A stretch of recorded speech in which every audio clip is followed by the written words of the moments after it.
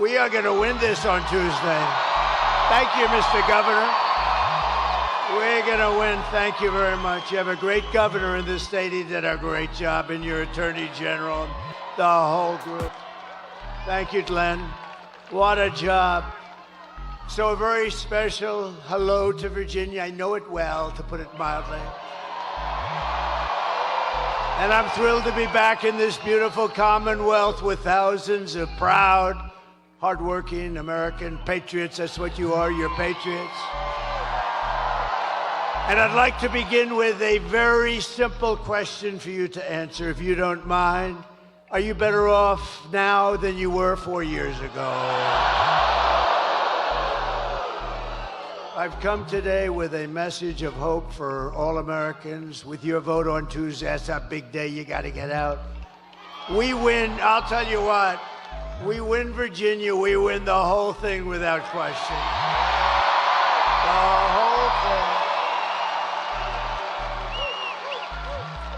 Now, it's very possible that without winning Virginia, we're going to win the whole thing, too. But wouldn't it be cool? Wouldn't it be nice? We got to do it. We're going to win Virginia. I really believe it. We felt it. Your governor felt it. I felt it for a long time. But I will end inflation. I will stop the invasion of criminals into our country, and I will bring back the American dream.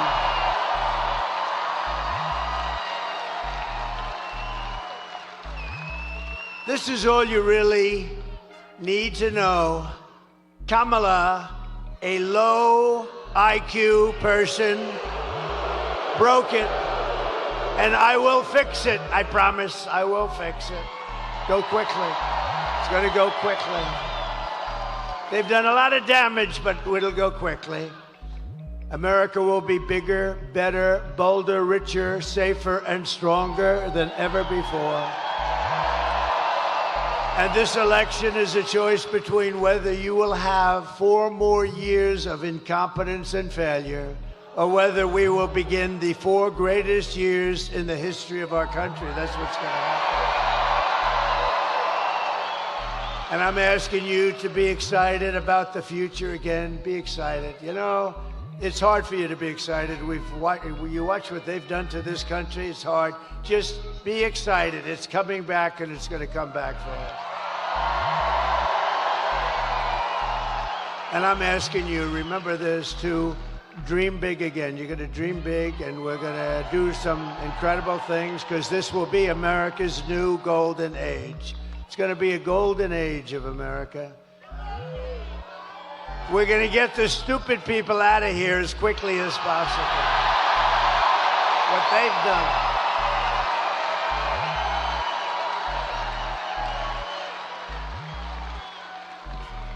Every problem facing us can be solved, but now the fate of our nation is in your hands. It really is. It's in your hands. On Tuesday, you have to stand up. You have to tell Kamala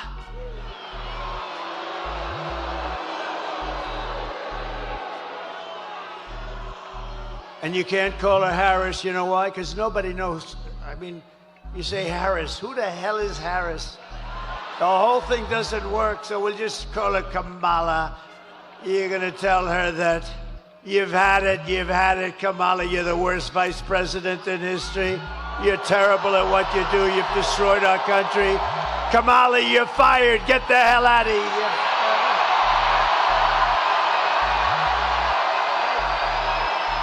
Get the hell out of here. I'm here today in this incredible Commonwealth for one very simple reason, because I believe we can win Virginia, and that would be unbelievable. And working with your governor, we will get MS-13 the hell out of your communities. You're loaded up with them. We're loaded up. They don't want to touch them. We're going to touch them. Going to get them out. We're going to have ICE all over the place. You know what ICE is? You know what ICE is? They're very tough people that love our country. And if you don't have very tough people, you're not getting MS-13 out anytime soon. No, ICE doesn't mind. ICE is like MS-13 is their cup of tea. We will cut your taxes, create millions of jobs, fix your schools, stop the indoctrination of your children, and we will not let them try to change your kids' gender. No, you will not be doing that. We won't be changing your children's gender with their transgender craziness. And we will protect parents' rights, and we will protect school choice. You're going to have school choice here. School choice. And we'll bring back an education system based on merit. Don't forget, our Supreme Court gave us in a very great ruling a decision that we're actually allowed to use merit again, merit, so that if somebody works hard, they do well. They work so hard and do so well. We actually have a merit-based country again. Can you believe it? Isn't that nice? And we will, of course, keep men out of women's sports, I promise.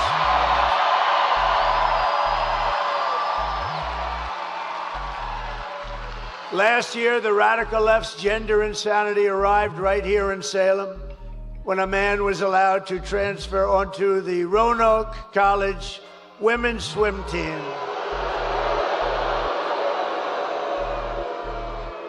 And I just met them backstage, the great swimmers. I didn't notice a male on that particular team. I didn't notice a male on that team. Perhaps I don't understand what's happening, but I didn't see any males on that team, believe me.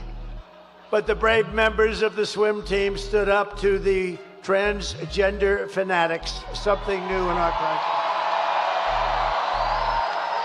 And those strong, and I would say beautiful, but I'm not allowed to use that term anymore with women, because if you say beautiful, it means the end of your career in politics. You're not allowed to say a woman's beautiful, so I will not tell you how beautiful they are, but they are beautiful. But those strong, beautiful, intelligent women, they won.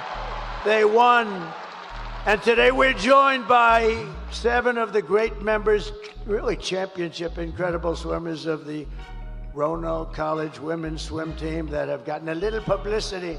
They've gotten more publicity than I have. What the hell's going on here?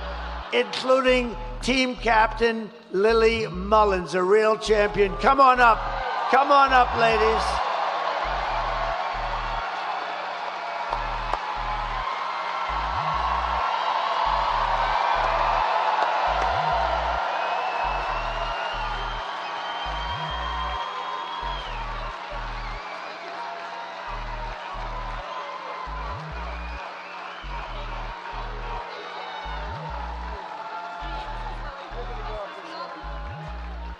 Lily, everybody.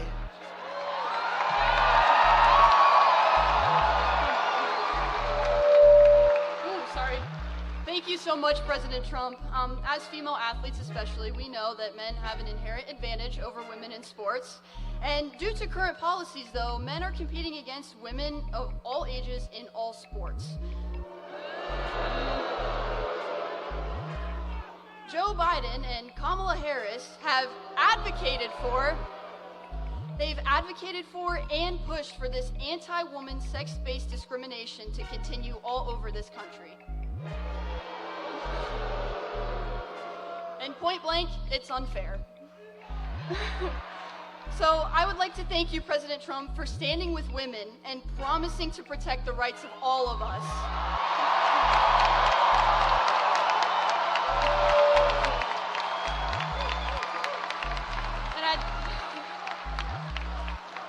We are so lucky to have a leader like Donald Trump with common sense who knows what a strong woman is and will fight for generations of girls to come. Thank you so much, and God bless America.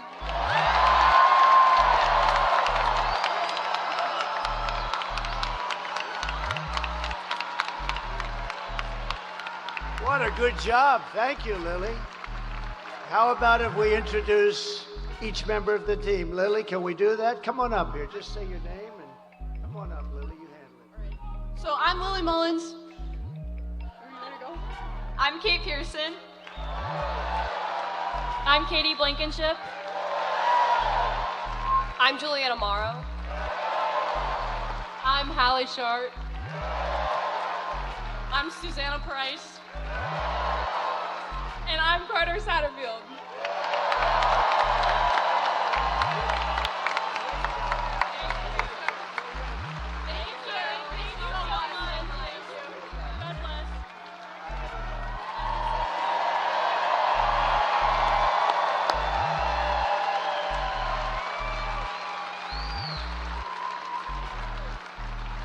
What the hell is going wrong with our country? Can you imagine? And the men don't realize they're tougher and smarter than us. I hate to say it, but they're tough. The men.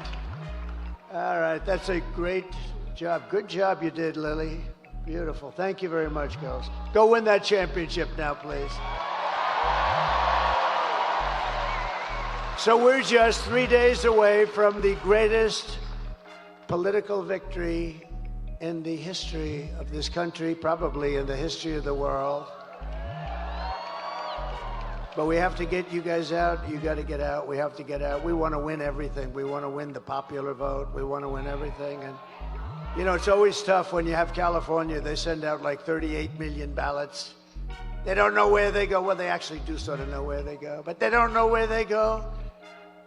They don't know where they're coming from. They come pouring back in the millions, and then they lose. A Republican always loses from 5 to 7 million. You know, I was in California. You know, we took a poll just recently, not us, it just came out like today. Did you see it? That I'm winning with Hispanics over the Democrat by 8 points. And I'm telling you, if God came down and agreed to be our vote taker for one day, just one day, God would only need 1 second, actually. If he came down and he was going to be our vote taker, meaning if we had an honest election in California, we would win California. But when you have New York, Illinois, and California that like automatically, it's like ridiculous, automatically goes to a Democrat, it's tough to win the popular vote because they're 3 big states and it's like automatic. Nobody's supposed to question them. You have Gavin Newsom, who's a governor of California.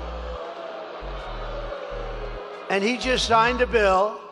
And in signing the bill, you know what it says? If you're an official, if you're anybody, you are not allowed under any circumstances to ask whether or not somebody has voter ID. If you say, let me see your voter ID, you are criminally liable. They will give you the electric chair. Ma'am, may I please see your voter ID? How dare you ask me for voter ID? How crazy is this place? But you have a very sane, very solid governor. There's something very nice. I can imagine. Glenn's like me. I think when we heard that one, we said, this is getting a little bit crazier. So now it's not only that you don't have to have voter ID, now you're not even allowed to ask for it under penalty of a lot of problems. It's crazy. We got to straighten that whole mess out. And then they say he lost the popular vote, but you know, it's tough. But I have a feeling, I mean, the polls are showing we're going to win everything. We're going to win the popular vote. We're going to win everything.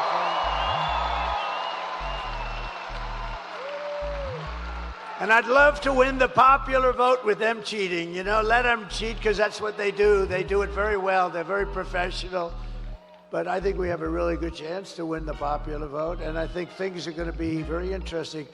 It's going to be one of the most interesting days in the history of our country. And it's going to be the most important election in the history of our country. And if we win, which we should, because we got a big lead. This is like Lily. She's swimming and swimming, and she's 10 yards advanced with about 5 yards to go. That's where we are. In other words, we're going to win. But I have put everything on the line for you. I guess I guess, I don't want to say this too much, but I guess, that little incident. Somebody said even his life he put in the lines. I don't know, but I know one thing. I wouldn't have changed it for anything. I wouldn't have changed it for anything. Because we're going to make our country great again. We have such potential. We're going to make our country great again. And I only want one thing from you. I don't want your money. We don't need your money. You keep that money. I only want a little thing called your vote. And that's what would be great. So we want your vote. And it would be a great tribute to Glenn and to me and to your great Lieutenant Governor who endorsed me recently. Thank you very much. Thank you very much. Thank you very much. With your help, we're going to defeat Kamala Harris, and we're going to indeed make America great again.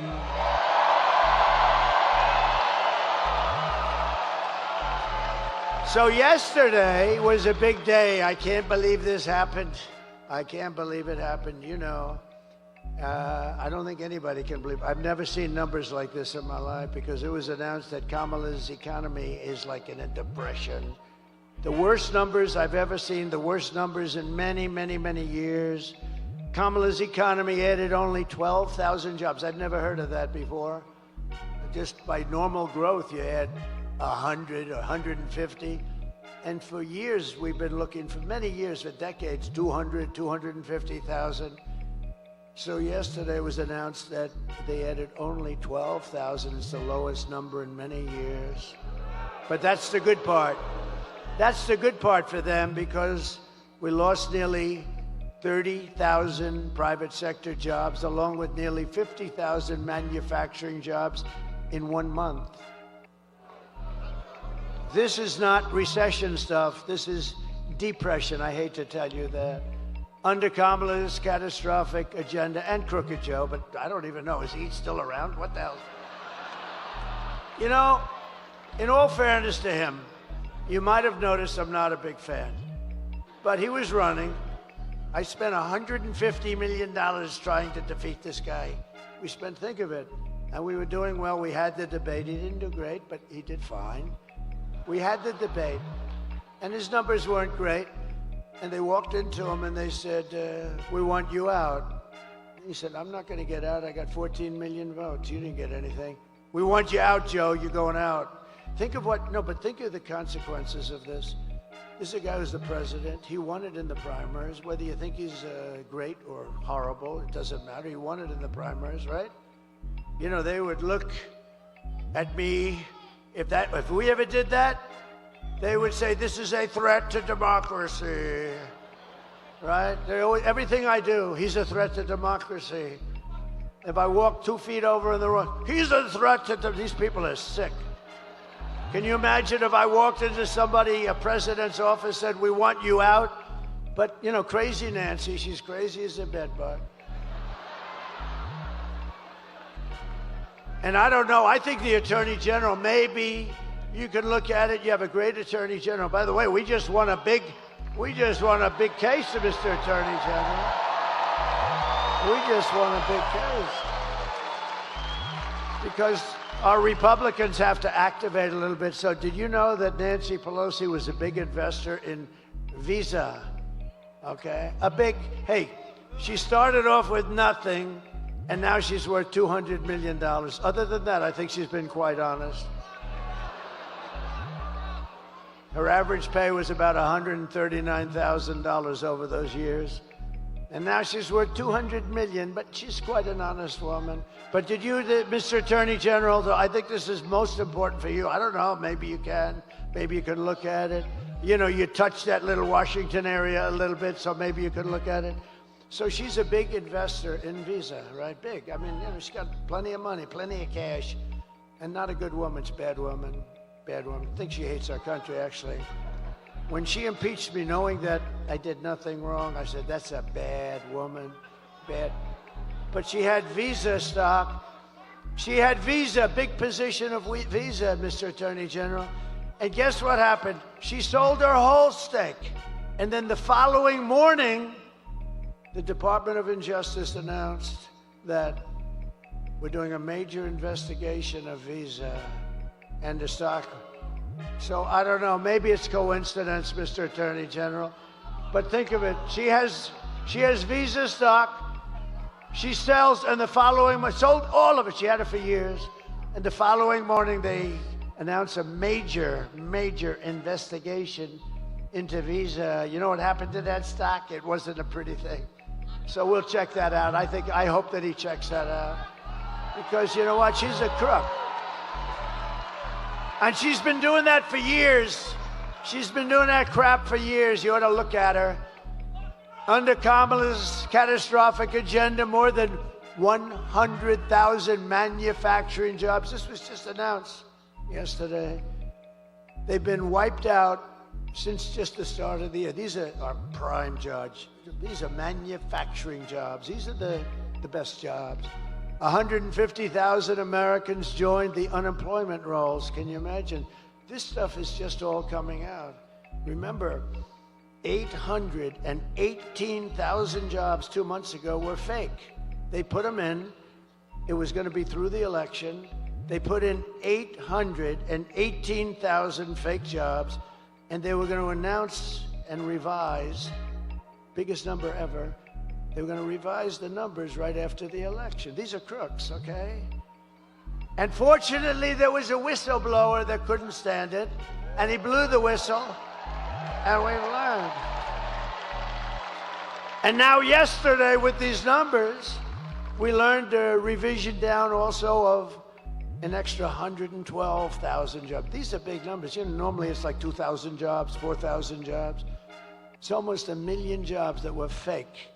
These are fake jobs. This is why they call him Crooked Joe, I guess, right? Crooked Joe Biden.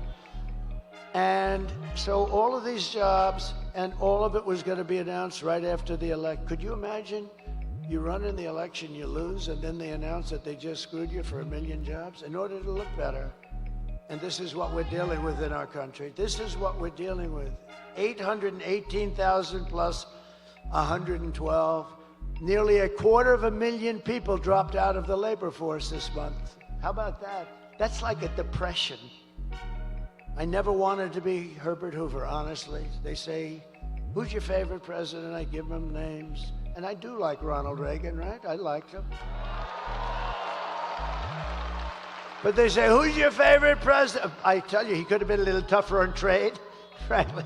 I would have liked him even better if he was tougher, because we are tough. You know, China paid us hundreds of billions of dollars in taxes and tariffs. No other president got 10 cents from China. Hundreds of billions of dollars. But I always said I don't want to be Herbert Hoover. I refused to be Herbert Hoover. That was a bad one. He was the president, and we had the Great Depression. You could end up with the Great Depression right now, the way that's going.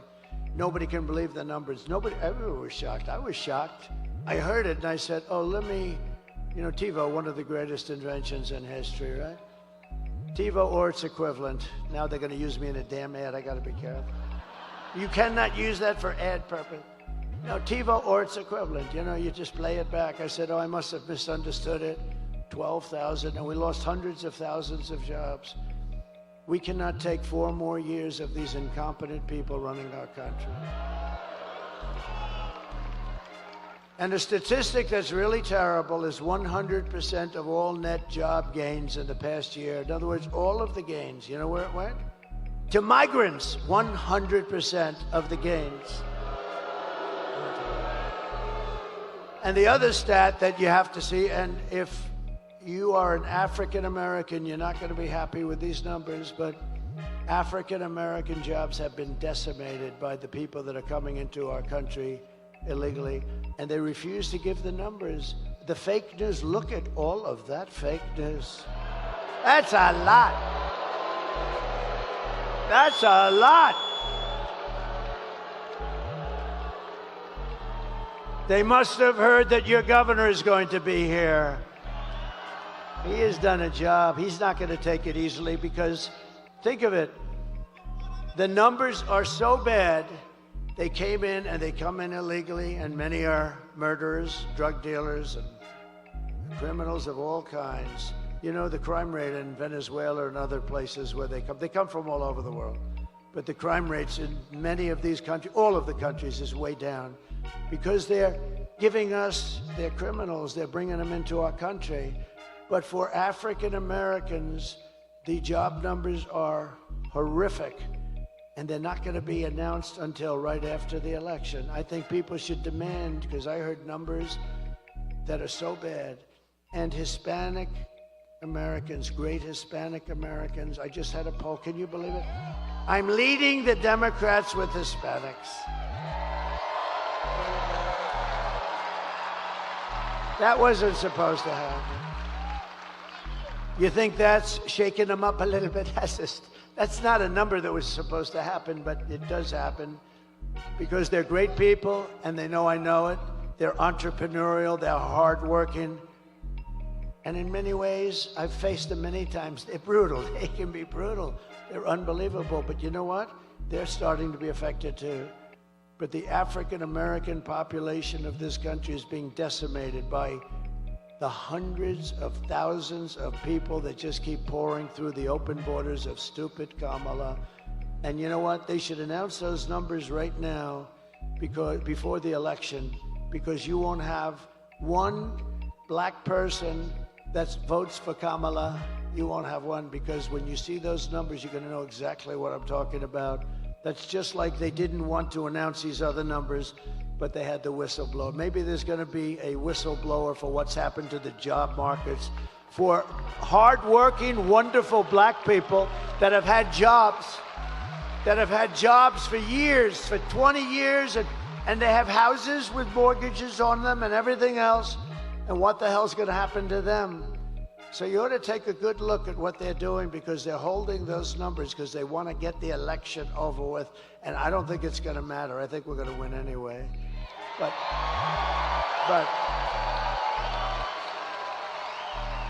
But you ought to take a look at those numbers. It's honestly a terrible thing. I stand before you today as the only candidate who can rescue our economy. And I mean from obliteration, and restore it to strength, prosperity, and greatness again. I will do a real job for you. I'm going to work my ass off for you.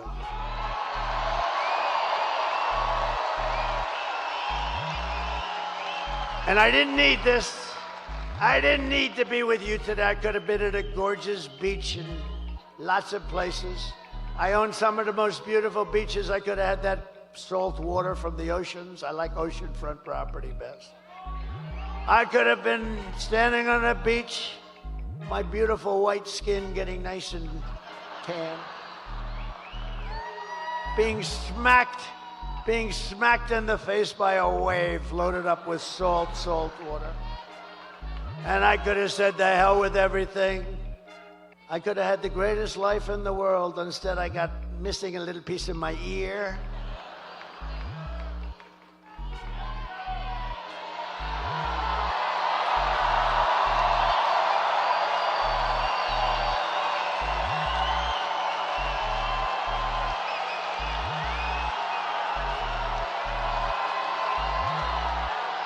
Thank you. Thank you very much. Thank you very much. Thank you very much. That's nice. That's nice. I like these people, Glenn. I tell you, I like these people. These are great people. These are great people. No, I could have been anywhere. I could have had the greatest life. I could have had everything, the best hotels, the best everything. I could have had the life that nobody had. You know what? If I had it to do again, I want to be right here with you. We're going to make our country great again. We're going to make our country great again. Nobody else can do that. No, we're going to make our country great. I wouldn't switch. A lot of people have said, if you had it to do again, you know, I've been abused. Always it was Andrew Jackson, president. He was a great general and a very good president. And he was considered to have been the worst abused of our presidents. And second was Abraham Lincoln. Have you heard of him? And he was abused too, but you know, in all fairness, he was in a civil war, so I guess, you know, things like that happen. But I think now I've gone to the top of the list, and I am so honored because we're exposing some very bad, sick people. We're exposing that. But a lot of people ask, if you had it to do again, would you do it? I said, I wouldn't even think about it. This is the greatest thing. This is the greatest political movement in the history of our country, without question. Probably in the history of the world. And remember this for everybody, if you're thinking about like sitting down to watching some stuff, like a stupid football game or something, remember this, if we win this election, it will go down, and you're a big part of it. You're a part of it equal to me as far as I'm concerned. If we win this election, it will go down as the greatest political event in the history of our country.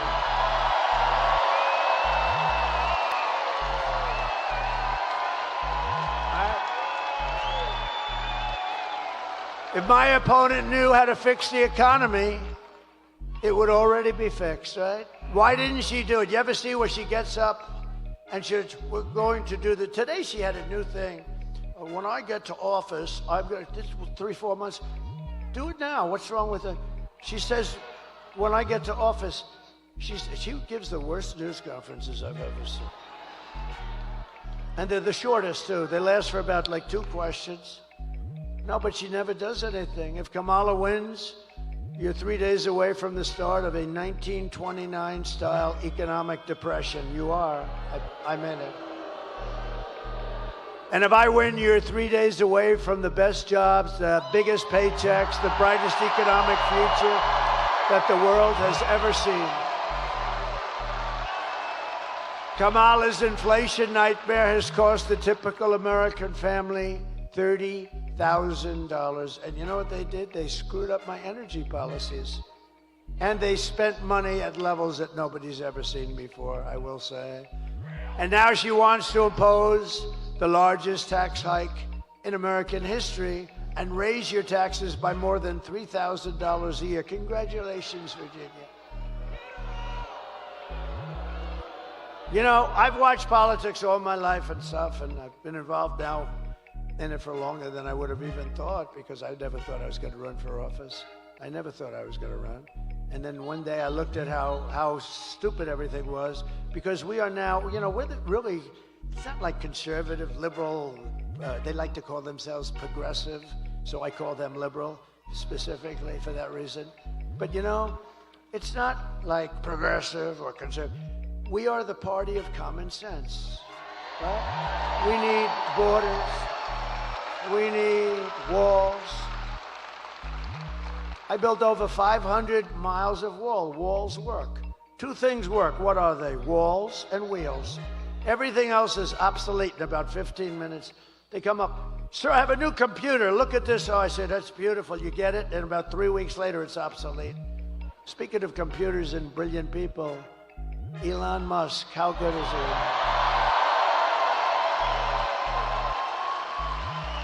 Do you know he's right now campaigning? He put that big 22-story rocket right in place and locked in. I said, what the hell is going on?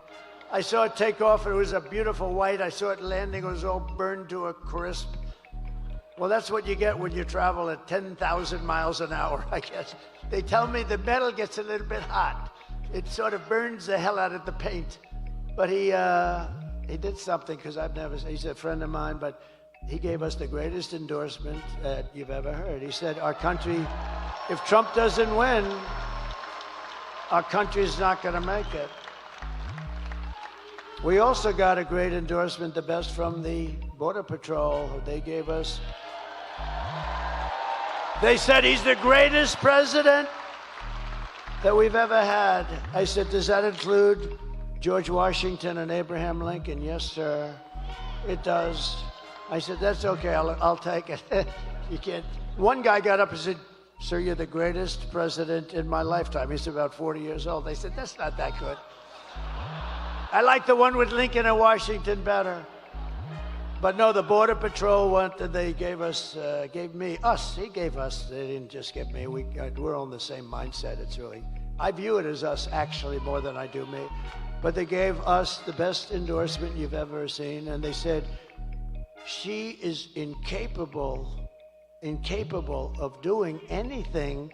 You know, For 4 years, she's been in charge of the border. Almost. We're getting very close. I said, how many times in front of a whole big room just like this, I said, how many times did she call you? Right? 10 Border Patrol people, the top guys. All of them wanted. We got a unanimous endorsement from thousands of Border Patrol. And they're great people. They're great. They want to do their job. I said, how many times did she call you over the 4 years? She never called.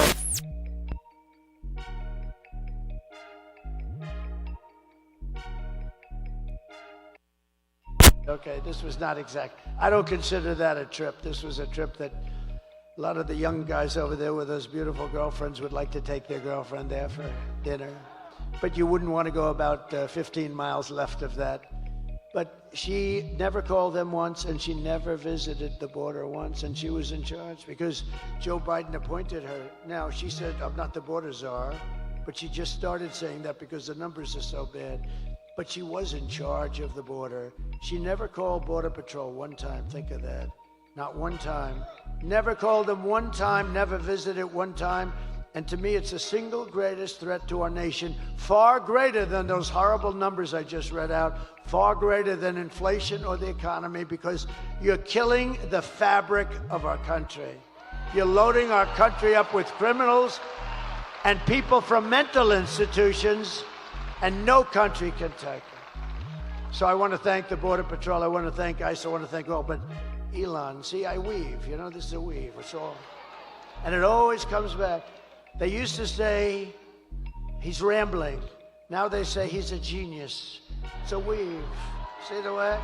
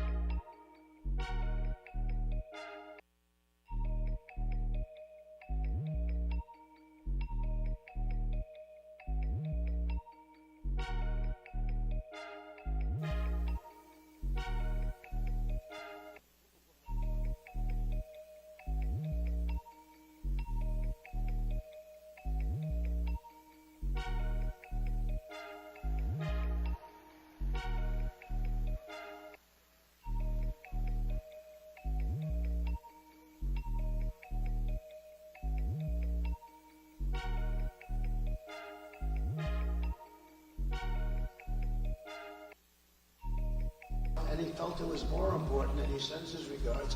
But he gave us the most beautiful. But I said, I watched this thing going, and I told the story. You might have heard it 2 nights ago.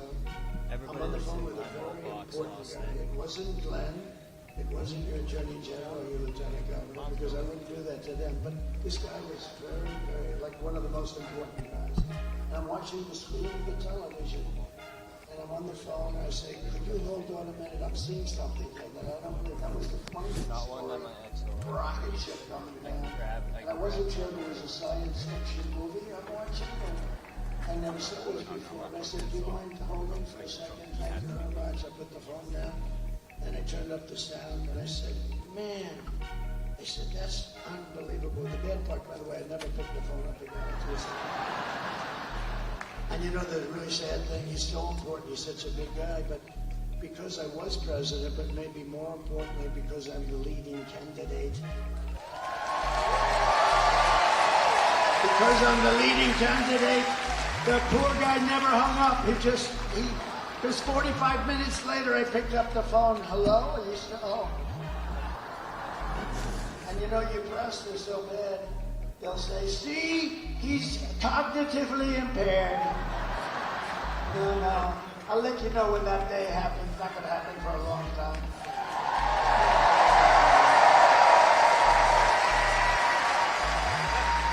And isn't it nice to have a president that doesn't have to look at teleprompters? I haven't looked at these suckers in the last 4 years. And I think you'd be bored stiff. Because I'm watching this rocket come down, and it's coming down, and it's going to come down. I'm looking, I'm saying, how big is that sucker? 22 stories. 22 stories. And it's coming, I said, oh, no, it's going to hit the gantry. You saw that the bottom part was swinging left in the gantry that was billions of tons. And it's going to hit, no, it's going to crash. I didn't even know it was Elon's. I just said, this thing is unbelievable. And then all of a sudden you see fire and flame come pouring out of the bottom, and pushes are just on the left side. And then you see it pushing over, and then it comes down slowly, boom, inches from perfection. And then you see those arms like you grab your beautiful baby, your beautiful child, see? The old days would have said like you grab your girlfriend. Now I don't say that. I say like you grab your child. And those big arms came in and they grabbed that sucker and they held it in place like you grabbed your child.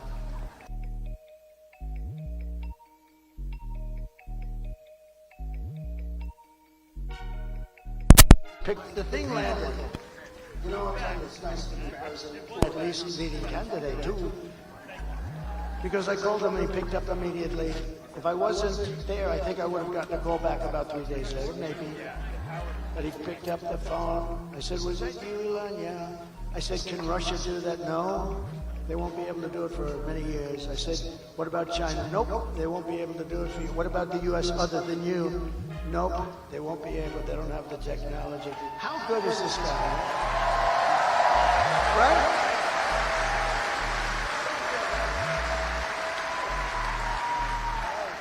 Oh, shit.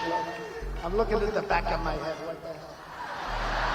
I don't like, I look over at Youngkin, now I look up there, I see, I'm having a bad hair day, this is not, I have to have a bad hair day in front of Virginia? That's not good. Well, at least it's a nice picture. No, how good is it? But and just to finish with Elon, so I went down to North Carolina right after the hurricane. We couldn't go, I didn't want to go too near. I went to let people, you know, FEMA has totally let them down. FEMA, you know why? Because they spent all their money on illegal migrants. They spent like almost $1 billion. They don't have any money. We'll take care of it, but they don't have any money. It's a horrible thing. North Carolina got hit hard. And one of the officials in North Carolina said, sir, do you know Elon Musk? I said, yeah, why? He said, didn't he just endorse you? I said, he did, he's great. Why? He said, well, they have something called Starlink. And North Carolina has literally been cut off from the mainland. We have rivers where we never saw water before. And we literally have rivers, and people are dead, and people are missing, and we have no communication to, now they're calling it the mainland. Before it was part of the mainland. Now, you had to see, I was there shortly after, actually on the site. I've never seen anything like it, the devastation. Massive trees are just ripped out like they're toothpicks. And houses, the foundations are pulled out, everything's pulled out. I've never seen anything like it. And wide, too. You know, a hurricane goes this way and narrow, but this thing was just like a hurricane, but it was, you know, hundreds of miles wide, but the worst section. And I said, what do you need with Elon? He said, he has something called Starlink. I said, what do you want? He said, we desperately need it in North Carolina because we have no communication and people are dying and we're missing and it's a disaster. We have, because all the poles were ripped down, the wires are all lying all over the ground dangerously. I said, well, I'll get them. And what do you need? He said, we need Starlink as much as we can have. I didn't know what the hell it was. I said, Elon, I called up Elon, I'm in North Carolina. They desperately need, and so they need in Georgia a little bit, but they needed a lot in North Carolina. It got hit hard. That was like center. And I said, we need Starlink. He said, I told him, I said, I don't know what the hell it is, but that's all they want, the Starlink. I said, so, you know, if you could, would you get as much as you can? And I gave him the guy's number. In the meantime, I get a notice from the guy. I'm still talking to Elon. I get a notice. President Trump, thank you so much. The Starlink will be arriving tomorrow morning at 8.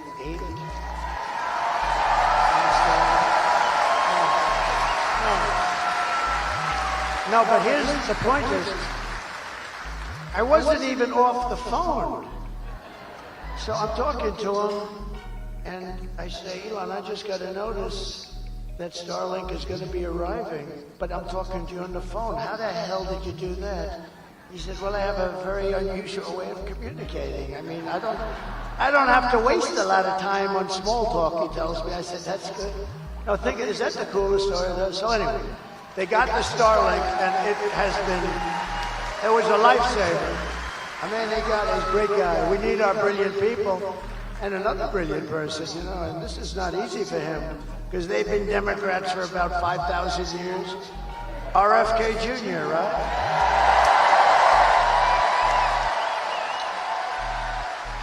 Bobby, he's a great guy. I was with him last night. We did a thing together, and Tucker Carlson did an interview with me. And it was great. And Joe Rogan did an interview that was great. Good people. They're great people. They're great people, smart people. Like, we need our smart people. We have to protect our smart people, don't we? But Bobby's going to be working on the food and the pesticides and all of the things to make it healthy. When I told him yesterday, I was with him in the plane, I told him, Bobby, look, here's the story. You can work on food, you can work on anything you want. He wants health, he wants women's health, he wants men's health, he wants kids, he wants everything. I said, here's what you can't touch, Bobby. You can't touch our liquid gold. I'm handling that. We got more than anybody. And Bobby, we cannot, that's the only thing, Bobby, you gotta leave that to me. We're gonna make so much money, we're gonna pay off debt, reduce your debt. We got more liquid gold than Russia, Saudi Arabia, Bobby. So have fun with pesticides, but the liquid gold you have to leave with me. We'll do very well. Nice clean energy. We're gonna give you so much energy. But we have a lot of people. We have all these endorsements. Tulsi came in. She actually just turned Republican. Tulsi Gabbard.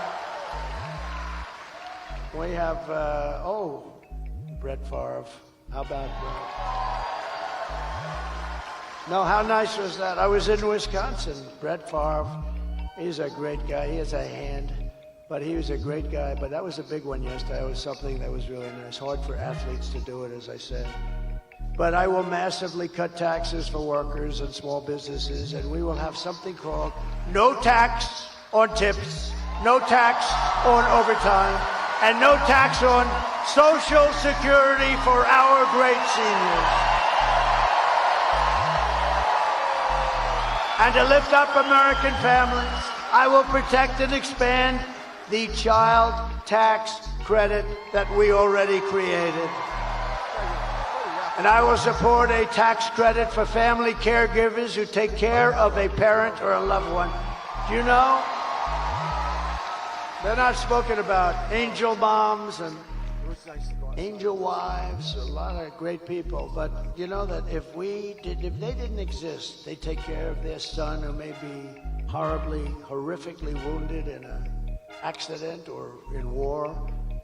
That if we didn't have these angels, I call them angels, they're all angels. If we didn't have these people, you could build your hospital system 3 times bigger and it wouldn't be big enough. The money that they save us and the incredible credit that they give, the care that they can give is something that's unbelievable. And I just think, we have to acknowledge it, so we're going to do a nice big credit for them.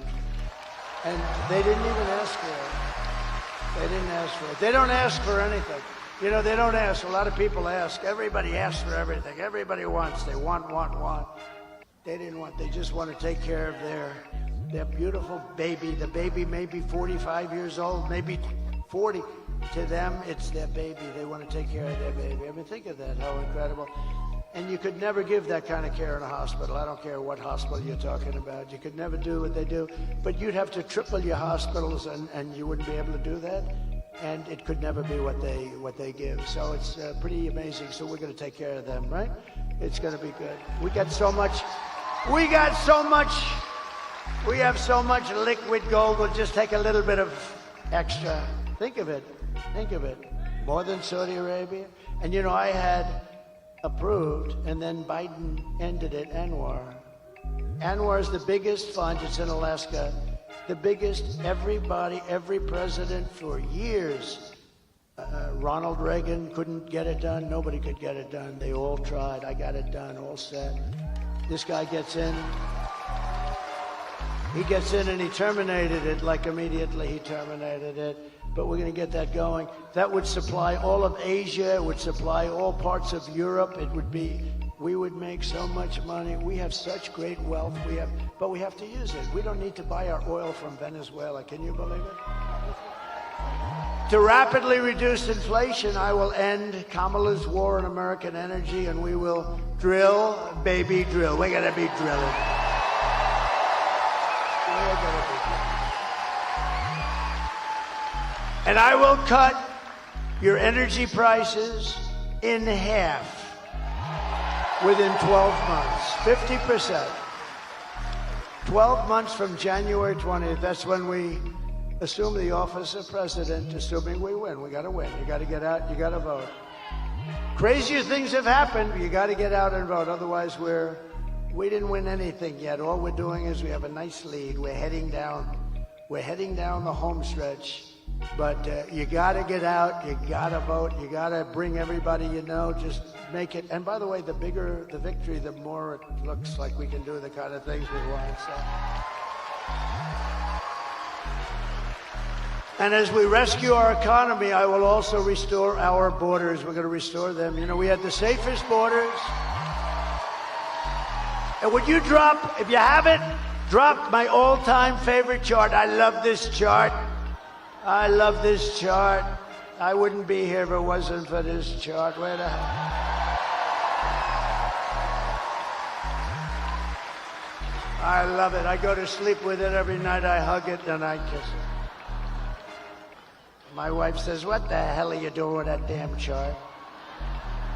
No, if I didn't turn to the right, I wouldn't be talking to you. And I go, bing. That chart was over there. It's always on my left. Tonight it's on my right. But it's always on my left, and it's usually at the very end, not the beginning, and it was like in the first paragraph, first sentence.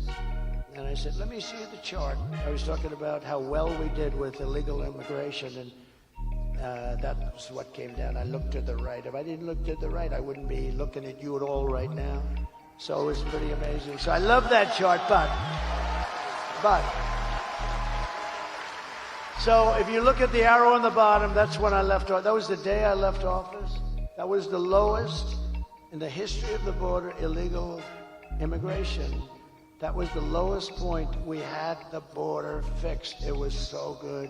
All this stupid person had to do is leave it the way it was. We had remain in Mexico. You couldn't come into the country. We had catch and release into Mexico, not into the U.S. We had everything perfect. And then they decided to just blow everything up. It was so sad. You think it was easy to get remain in Mexico for Mexico? Not that easy. Although they were nasty, but I was much more nasty. And they agreed. Tijuana was probably the fastest growing town in the history of the world. Tijuana was growing at levels that nobody's ever seen anything grow, and it was all in Mexico. They couldn't, and by the way, they couldn't get by. You know why? Because I built the wall. But that chart tells you. And look what happened as soon as I left. It looks like an Elon Musk rocket ship. Look at that. It went from the best numbers in history to the worst numbers in history. And all of those criminals started pouring in. There were criminals, massive numbers of criminals. And I said that was going to happen. I know all the guys that head all those countries. But it's much more than South America. It's from all over the world. But I know all those guys. They're very smart. They're very street smart. They're very savvy. They're like your governor. They're savvy. He's a savvy guy. You know, he has that nice way. Hey, how you doing? Hi, I'm Glenn. Hi. He's a killer. Okay? I say that affectionately. Hi, I'm Glenn. Hello, everybody. Nice guy. Oh, he's a killer. Okay, trust me. You know that's a compliment. He understands that's a compliment. But it is. He's smart. But they're smart people, and they're streetwise. I said, if you have an open borders policy, every country in the world is going to drop their prisoners into our country. And that's what happened. They're criminals, they're gang members, they're drug dealers, they're terrorists. They're all in here. You know, I had in 2019, I don't even believe this number, Border Patrol numbers, they had 0 terrorists, 0. The next year they had 11. My years, 2 of my 4 years. This is after I got it really fixed and really good.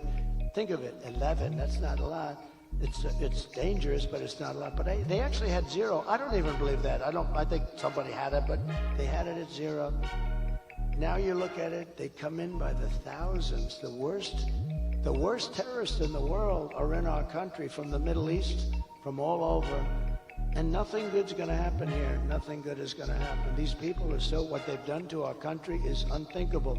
It's the single biggest problem that we have. And we're going to fix this problem, and we're going to fix it fast. Thank you. Over the past 4 years, Kamala has orchestrated the most egregious betrayal that any leader in American history has ever inflicted on our people. She has violated her oath, eradicated our sovereign border, and unleashed an army of gangs and criminal migrants from prisons and jails, from insane asylums and mental institutions. You know who comes from the insane asylums? You know who it is, right? They always give me a hard time. Hannibal Lecter, the great Hannibal Lecter. You know the press to show you how bad they are? I'm talking about insane asylums, and then I'm talking about Hannibal Lecter. A little lighthearted humor about a very unfunny subject. And they always go, he always brings up Hannibal Lecter. What does that have to do? It has to do with the fact that these are the kind of people coming into our country from insane asylums. That's what has to do. They always say, oh, he's rambling. But now most of them realize that it's the weave, and nobody else can do a weave like Trump. Joe Rogan said it the other day. We did a great interview. He's a great guy. And I started talking about something, and then I went to another very pertinent subject, but it was, related barely. Bing, and bing, bing, bing. And he goes, that's brilliant. That's the weave, isn't it? I said, that's the weave, Joe. But they come from Venezuela to the Congo, and they're stealing countless of American lives. I mean, they're stealing American lives. In other words, they're just killing people. These are violent people. The only thing good is they make our criminals look like nice people. These are killers, and they're just killers. You know all about MS-13. You have an MS-13 problem. I'm going to work with your governor, and we're going to get MS-13 out of Virginia within 1 month. 1 month.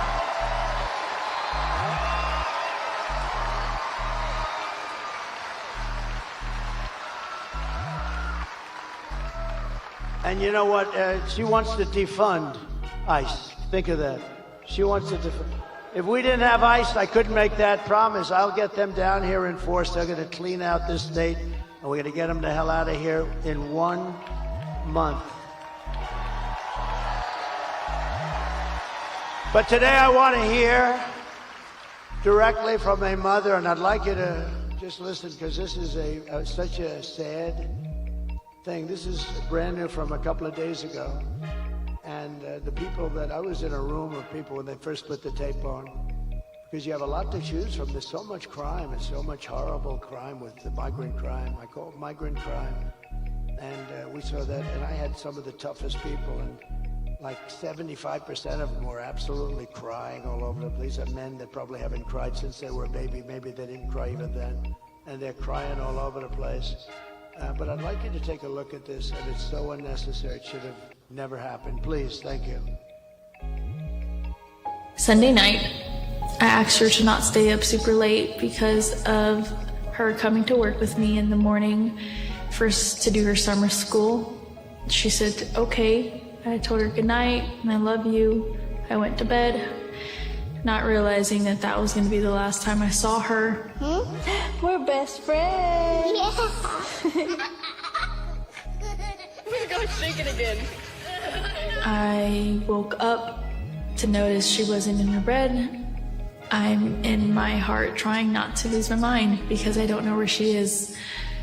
I finally remembered her phone had a location on, and her phone was pinging just 2 minutes down the road, right behind the skate park.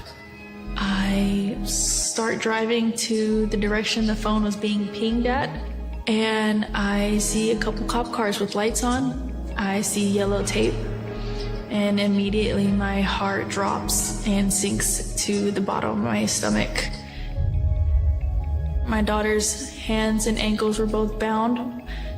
She was strangled to death, left with no pants. And I know in my heart, she fought incredibly hard. She was not going down without a fight. We begin with two men we're learning are charged with capital murder tonight, accused of killing a 12-year-old girl. Police say these men strangled her before dumping her into that creek. Both men were in the country illegally. Apprehended, then released by Border Patrol less than 3 weeks before Jocelyn's death. The men accused of killing Jocelyn Nungare are affiliated with the gang known for brutal violence. Kamala Harris was in charge of immigration and our borders. If we had better border policies and not open borders and not these catch and release policies, I truly believe this all could have been prevented. Under her being vice president of this country, my daughter's life was ripped away from her.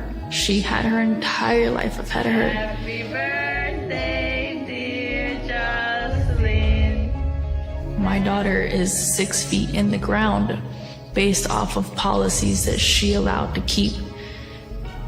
Kamala Harris did have one job, and she not only failed, not me, she failed my daughter. She failed Jocelyn. You know, she was only 12. President Trump reached out, gave me his sincerest condolences as not a former president, but just as a father, someone who cares. I believe Donald Trump needs to be back in office. I can at least know that my next child will be safe in this country.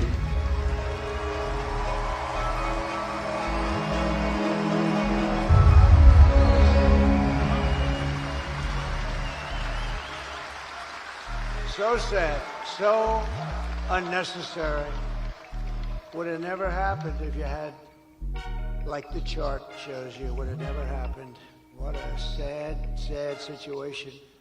Here today is another American mom, Tammy Nobles, and her wonderful husband, Jeremiah. 2 years ago, Tammy's 20-year-old daughter, Kayla, was found raped, tied up and strangled to death with a telephone cord in her home in Maryland. Kayla's murderer was an illegal alien MS-13 gang member who was apprehended by Border Patrol. But under the policy of Kamala Harris, he was released into the United States to kill and kill at will. Tammy, please come up. Thank you.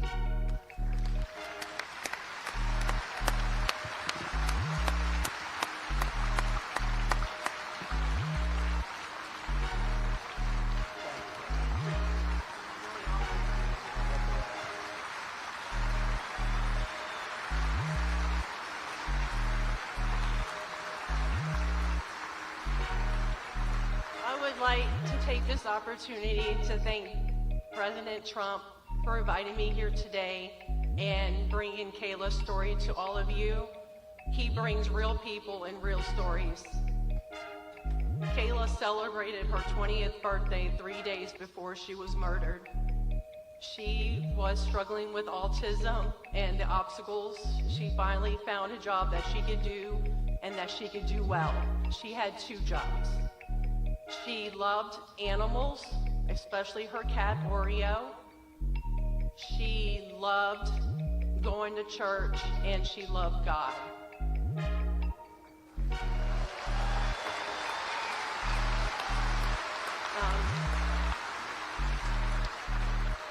Department of Homeland Security did not do their job.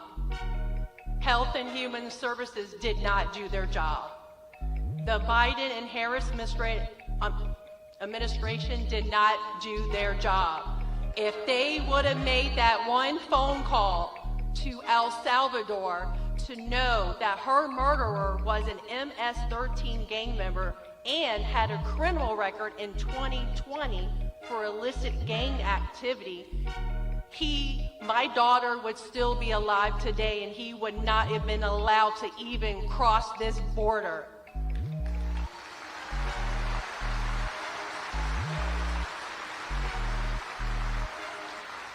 Health and Human Services did not verify his sponsor.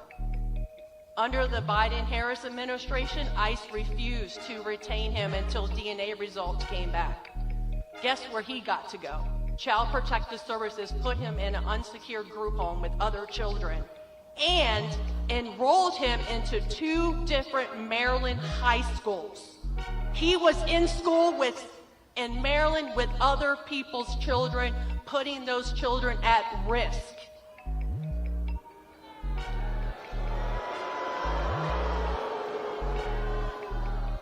I am Kayla's voice.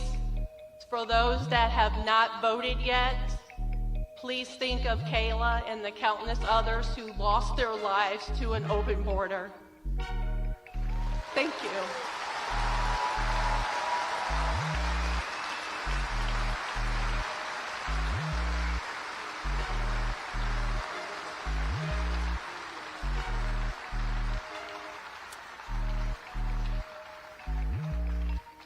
Thank you very much, Tammy. So many said, well, we're gonna do that. So many stories like that. It's you could go on all day, all night, forever. And this is just the beginning. You haven't seen anything. These people, they don't do anything. They're oblivious to it. They don't even treat the people that have been so badly hurt. They don't even call them. They don't talk to them. They couldn't care less. It's incredible, actually. I don't get it. Nobody gets it. But we will hold Kayla's memory in our hearts forever. It's a story like so many other stories. And many different forms of crime. There's gang crime taking place. There's crime that we've never seen. There's some crimes that we've never seen anything like it. They run over people on the sidewalk for sport. See that guy? I'll run him over. Watch. These people are sick. We just can't have a country like this. When you vote on Tuesday, vote in honor of Kayla and Jocelyn and Laken Riley and Rachel Morin and every American who has been stolen from us by Kamala's open border. The day I take the oath of office, the migrant invasion ends and the restoration of our country begins.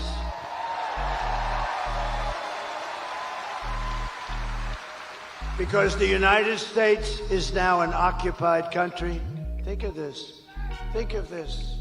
With the United States, we're an occupied country. This is all over. This is in small towns. Look at our beautiful Ohio.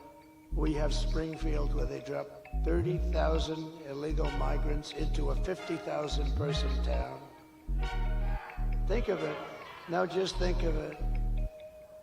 But it will be an occupied country. We will not have this no longer, and that's gonna happen very soon. We're gonna get them the hell out of here and fast.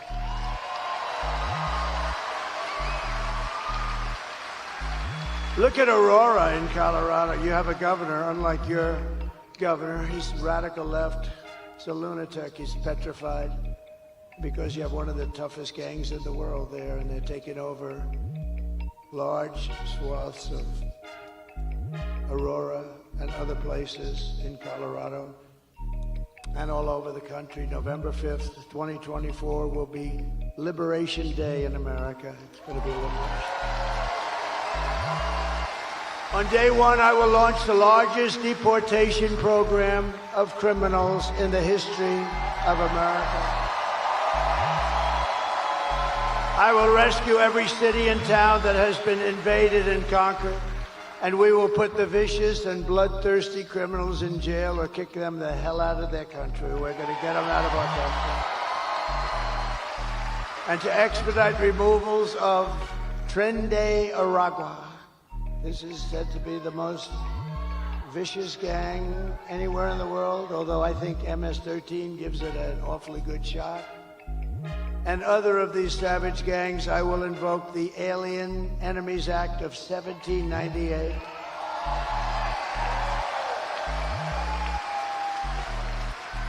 And think how far back we had to go, because they ran a little different country. They ran it a little bit tougher then. We had to go back to 1798 to target and dismantle every migrant criminal network operating on American soil. And if they come back into our country, it's an automatic 10 years in jail with no possibility of parole. And I am hereby calling for the death penalty for any migrant that kills an American citizen or a law enforcement officer.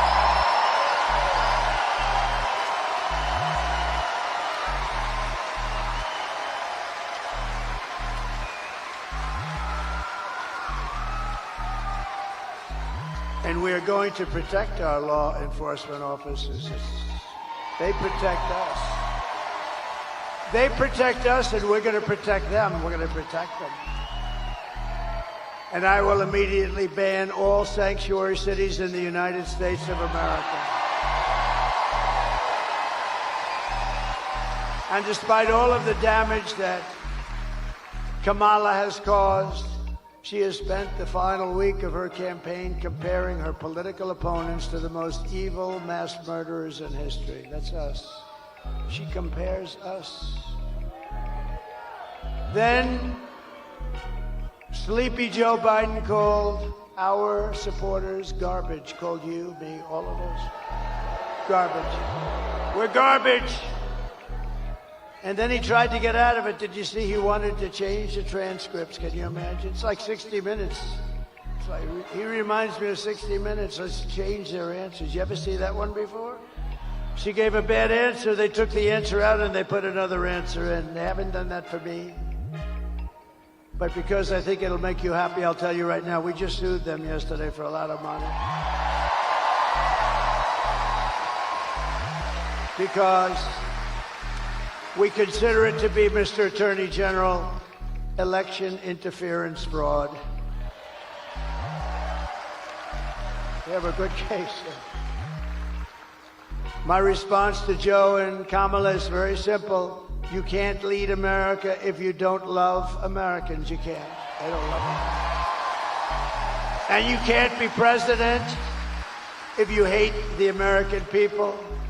Everything Kamala says is a lie. Her entire campaign is one hoax and slander after another. But the only way to stop the lies is to swamp them with the votes. We're going to swamp them like they haven't been swamped before.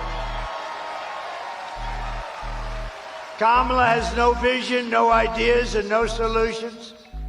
All she can talk about is Donald Trump. Can you believe it? Good evening, everyone. Tonight I will speak. Good evening, everyone. Tonight I will speak about Donald Trump. Donald Trump. Donald Trump. Donald Trump. Donald Trump. Donald Trump. Donald Trump. Donald Trump. Donald Trump. Donald Trump. Donald Trump. Donald Trump. Donald Trump. Donald Trump. Donald Trump. Donald Trump. Donald Trump. Trump.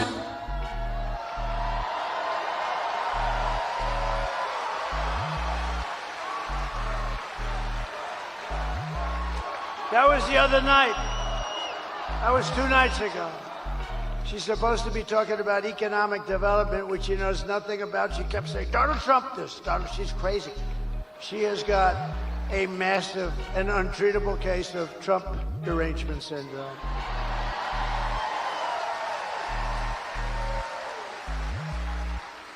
There are some people who thrive under pressure, and there are some people who crack under pressure. If Kamala can't handle an interview with Joe Rogan, then she can't handle the presidency of the United States, can she? She will get completely overwhelmed, meltdown, and millions of people will die. No, we can't have this. It's not a charity event, running for president or being president. This is an election for the biggest and toughest job in the history of the world. There's no job tougher, bigger, more important. We can change the whole world, and for the positive, for the positive. Do you want to lose your life savings because we put a weak and ineffective person in the White House? Do you want to lose your job and maybe your house and pension because Kamala has the economic understanding of a mere child? And would you trust Kamala Harris to talk Russia or China out of a war? I don't think so. In fact, they tried that, 3 days before Russia invaded Ukraine, right? They tried it. She went and she met with a lot of people. And right after she came back, they invaded. Good job, Kamala. Would have never happened if I was president. Would have never happened. Nothing is more dangerous than to give immense power to a very weak and incompetent person with an extremely low IQ. At the end of the day, you need to ask yourself, can you afford to put someone this incompetent in charge of the United States of America? On top of it all, Kamala says she would not do one thing differently from Joe Biden. Think of this, right track, wrong track. She's wrong track almost 90% of the time, the both of them. And yet she says nothing different. Please take a look. Would you have done something differently than President Biden during the past 4 years?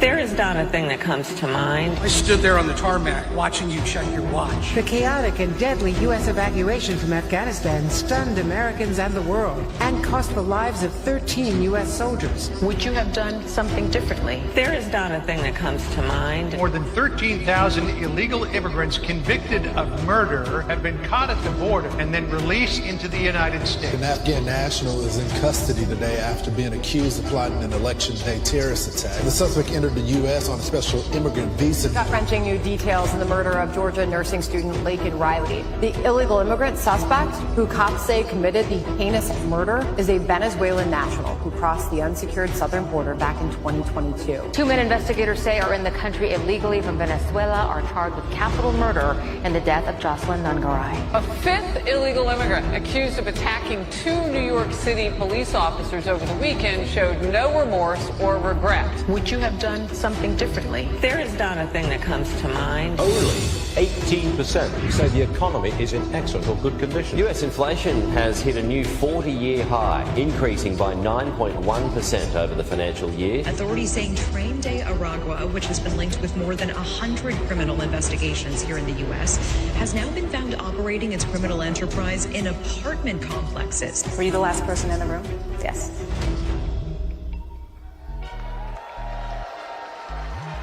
Nothing comes to mind. Nothing comes to mind. That's true in her case. Nothing. And it never will.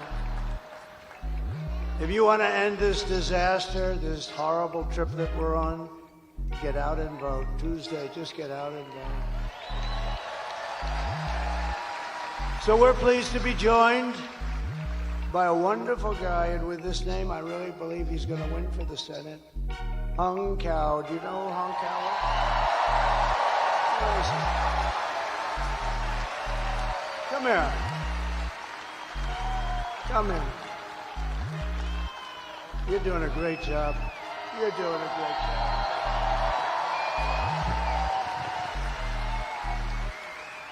You know, sir, the Italians make this car called Fiat, and it made me think of something.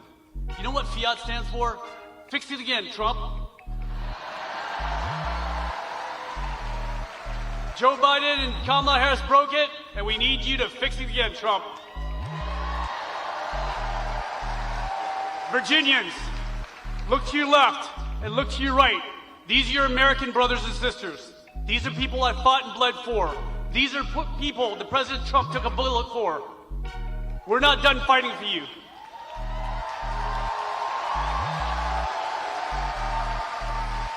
So on Tuesday, when we go out, unlike the left, we're not going to vote for the hatred of one man. We're going to vote for the love of God, for the love of family, and love of country.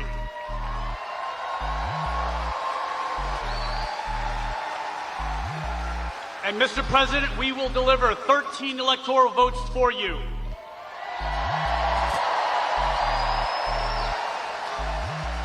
And I will stand by your side as the next U.S. Senator from the Commonwealth of Virginia, because we need you to fix it again, Trump.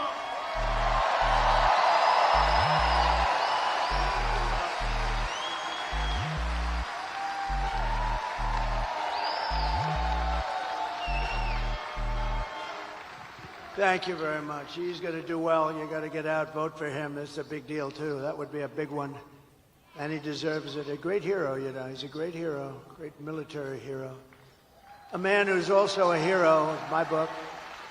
A man who's done a spectacular job running your beautiful Virginia. He's done a beautiful job. You know, I called him about this. Do you think we should do it? What do you think? He said, I'm telling you, we can win.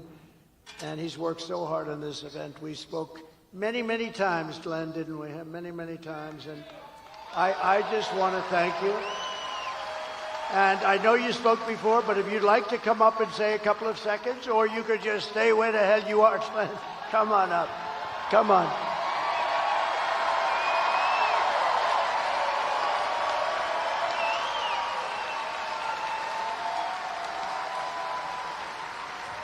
Come on, Virginia.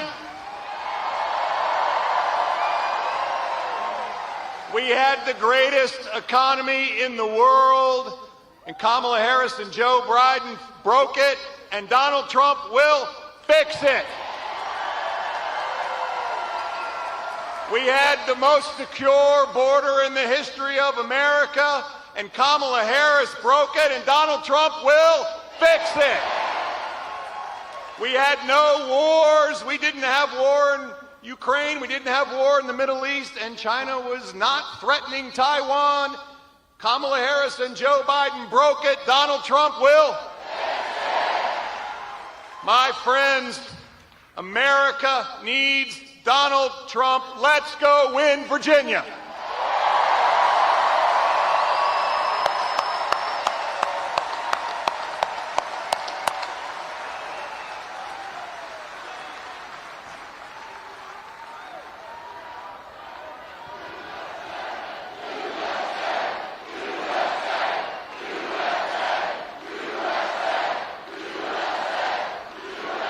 Thank you, Glenn.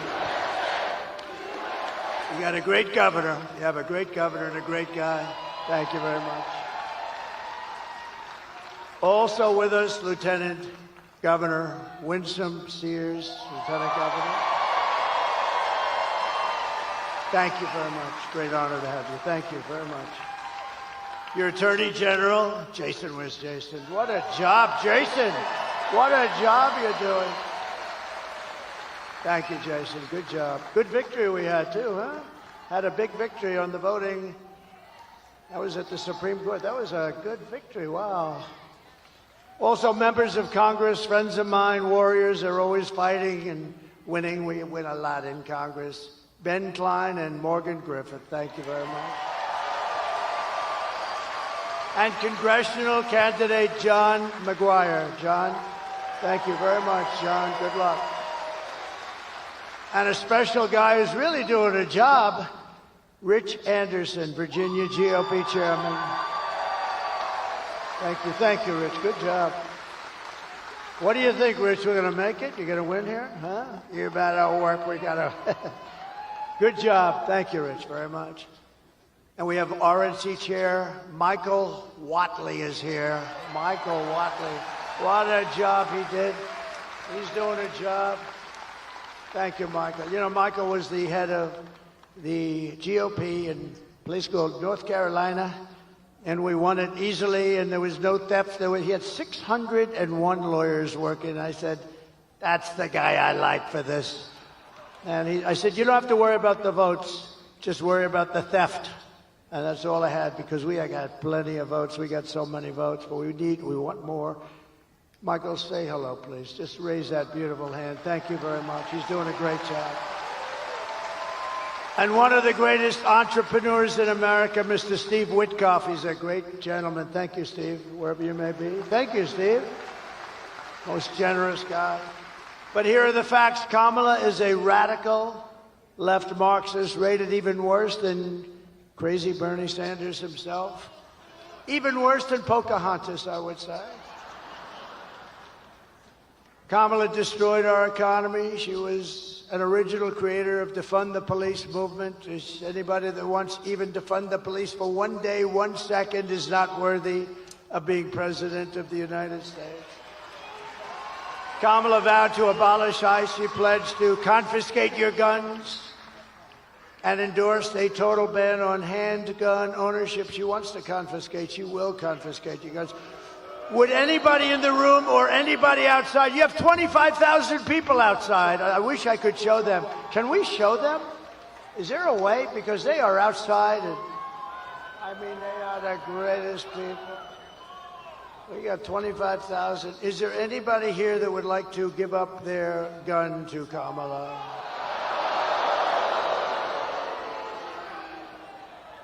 She even called for free sex changes for illegal aliens in detention at taxpayer expense. And perhaps worst of all, she never worked at McDonald's. Can you believe it? A liar. She's a liar. In conclusion, with your vote this November, we are going to fire Kamala, and we're going to save America. We will cut your taxes, end inflation, slash your prices, raise your wages, and bring thousands of factories back to America and back to Virginia. We're going to get them here for you, Glenn. You're going to have so many factories, you're going to say, please, Mr. President, we can't handle it anymore. We have too many jobs. He's going to come to Washington with hung. He's going to bring hung cow, and they're going to say, we have to see the president. And they're going to say, Mr. President, Virginia cannot handle so much business. We cannot handle it. You're getting too many companies wanting to come in. It's too much. I'll say, I'm sorry, Glenn. I want them to keep coming. Anyway, thank you, Glenn, for doing a job. This was a great thing. What a great job you did. This is really, really great.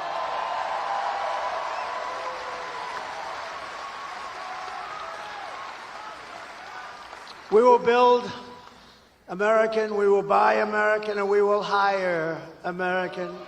And I will end the war in Ukraine. And I will stop the chaos in the Middle East. October 7th would have never happened if I were president. And I will prevent World War III from happening. We're going to prevent it. And we've never been so close to World War III. We have never, ever been so close to it, with the Middle East all over the place. You know, the great leader of Hungary, Viktor Orban, he made a statement very recently. He says it a lot. They said, what's happening with the world? It's blowing up in the Middle East. It's blowing up with Russia, Ukraine. Nobody knows what's happening, what's going on. He said, put Trump back as president. When he was president, there were no problems with the world.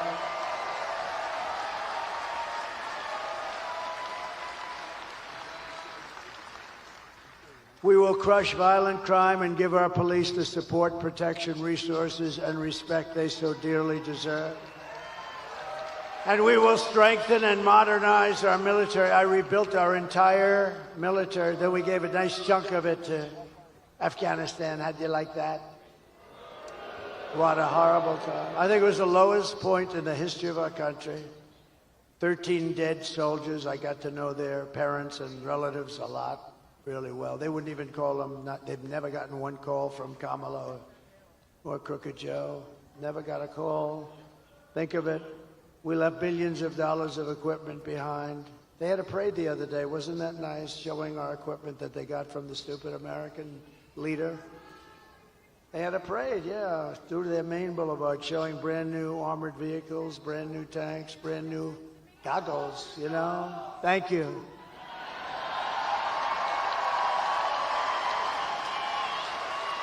Thank you. What a nice group. Where's that group? Let me see. Stand up. Let me see. Whoa. We're going to get you a better seat next time. You're right at the top row. We will build a missile defense shield around our country. It's going to be made, a lot of it right here in Virginia. It's going to be made in the USA. We're going to rebuild our cities, including our capital in Washington, D.C., making them safe, clean, and beautiful again. We will get critical race theory and transgender insanity the hell out of our schools.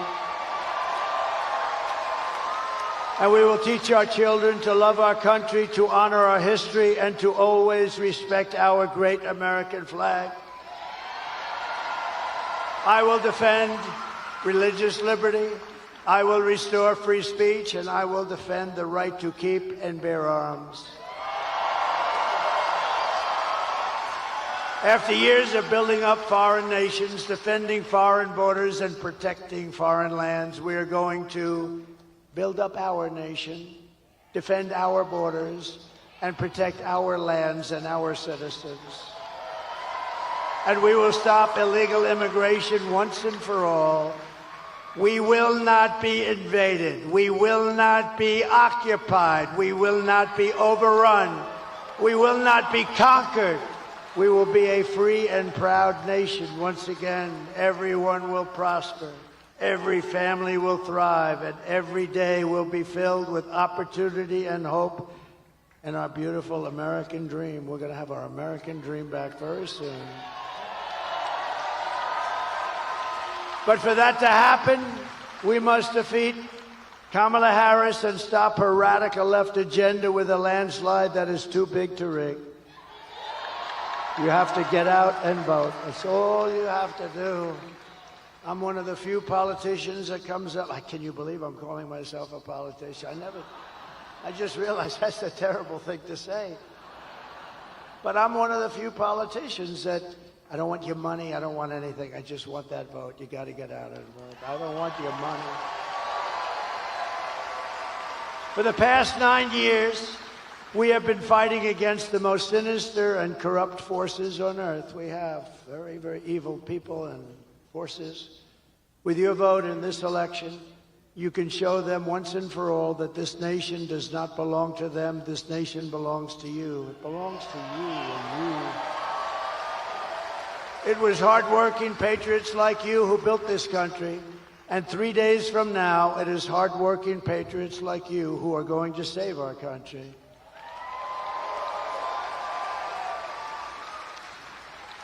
After all we have been through together, we stand on the verge of the 4 greatest years in American history. They will be great years, and we're starting from so far behind, but they will be great years. With your help, from now until Election Day, 4 days, even less, we will restore America's promise, and we will take back the nation that we love. We are one family, one people, and one glorious nation under God. We will never give in, we will never give up, we will never back down, and we will never, ever surrender. Together, we will fight, fight, fight, and we will win, win, win. Thank you. We will win, win, win. Thank you. Thank you very much. November 5th will be the most important day in the history of our country, and together we will make America powerful again. We will make America wealthy again. We will make America healthy again. We will make America strong again. We will make America proud again. We will make America safe again. And we will make America great again. Thank you, Virginia. Thank you very much. Thank you. God bless you all. God bless you. Thank you. Thank you, Virginia.